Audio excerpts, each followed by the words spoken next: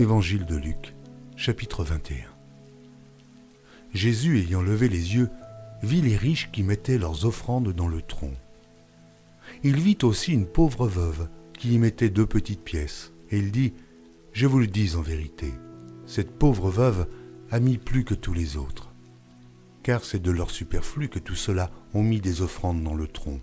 Mais elle a mis de son nécessaire, tout ce qu'elle avait pour vivre. » Comme quelques-uns parlaient des belles pierres et des offrandes qui faisaient l'ornement du temple, Jésus dit « Les jours viendront où, de ce que vous voyez, il ne restera pas pierre sur pierre qui ne soit renversée. » Ils lui demandèrent « Maître, quand donc cela arrivera-t-il? Et à quel signe connaîtra-t-on que ces choses vont arriver ?» Jésus répondit « Prenez garde que vous ne soyez séduits, car plusieurs viendront en mon nom disant « C'est moi » et le temps approche. Ne les suivez pas. Quand vous entendrez parler de guerre et de soulèvement, ne soyez pas effrayés, car il faut que ces choses arrivent premièrement. Mais ce ne sera pas encore la fin. Alors il leur dit, une nation s'élèvera contre une nation, et un royaume contre un royaume. Il y aura de grands tremblements de terre et, en divers lieux, des pestes et des famines. Il y aura des phénomènes terribles et de grands signes dans le ciel. Mais, avant tout cela, on mettra la main sur vous, et l'on vous persécutera. On vous livrera aux synagogues, on vous jettera en prison. On vous amènera devant des rois et devant des gouverneurs, à cause de mon nom.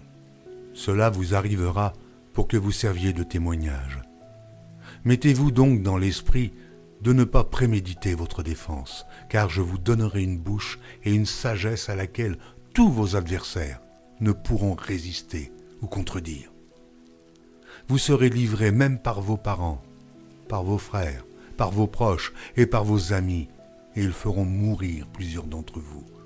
Vous serez haïs de tous à cause de mon nom, mais il ne se perdra pas un cheveu de votre tête. Par votre persévérance, vous sauverez vos âmes.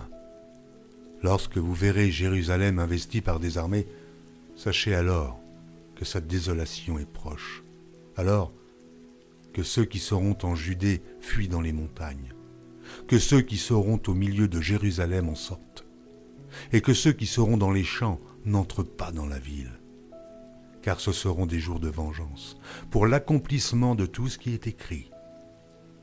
Malheur aux femmes qui seront enceintes et à celles qui allaiteront ces jours-là, car il y aura une grande détresse dans le pays, et de la colère contre ce peuple.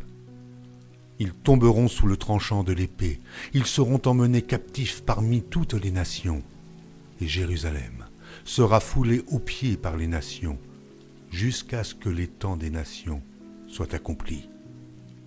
Il y aura des signes dans le soleil, dans la lune et dans les étoiles, et sur la terre, il y aura de l'angoisse chez les nations, qui ne sauront que faire au bruit de la mer et des flots, les hommes rendant l'âme de terreur dans l'attente de ce qui surviendra pour la terre, car les puissances des cieux seront ébranlées. Alors, on verra le Fils de l'homme venant sur une nuée, avec puissance et une grande gloire.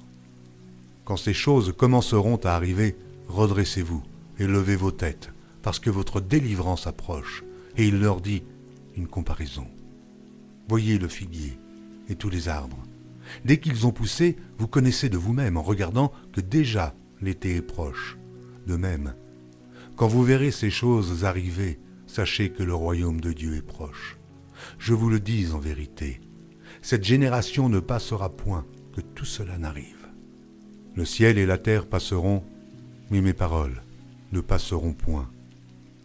Prenez garde à vous-même de craindre que vos cœurs ne s'apesantissent par les excès du manger et du boire, et par les soucis de la vie, et que ce jour ne vienne sur vous à l'improviste.